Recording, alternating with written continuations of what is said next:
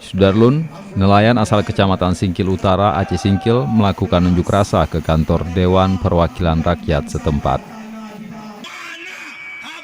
Aksi unjuk rasa itu dipicu pembatalan anggaran pengerukan alur pelayaran anak laut dalam APBK 2020 Aceh Singkil sebesar 1 miliar rupiah. Aksi pun sempat memanas ketika para nelayan mendorong polisi yang berjaga. Nelayan meminta anggaran pengerukan tetap dimasukkan dan memberi waktu sepekan kepada anggota DPRK untuk memberikan jawaban. Dengan pemerintah daerah, bukan desanya. Ini harus saya sampaikan dulu kepada pimpinan melalui anggota Dapil 1 nanti semua. Kami akan memaksa ini supaya direalisasikan.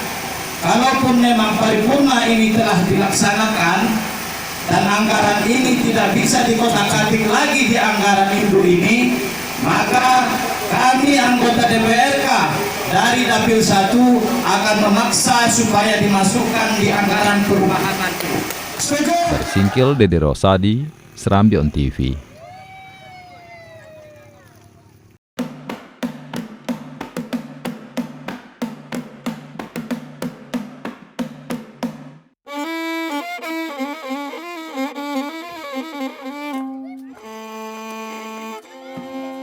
I first laid my eyes on Ate Palawan after the long journey from my native Australia.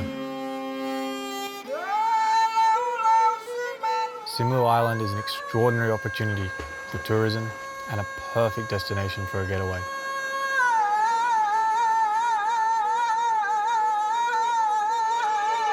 Where the beautiful beaches meet the still untouched mountains and jungle.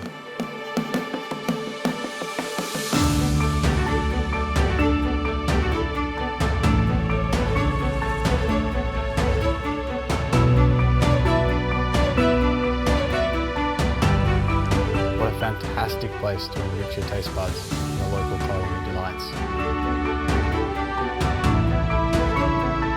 The local culture of the people is always welcoming towards visitors. From all walks of life. That's why I chose to stay and make this island my second home.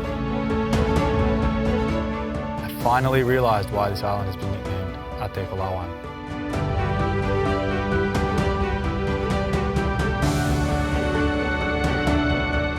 Meaning heart of gold in the local dialect, it really leaves its visitors with this indescribable feeling.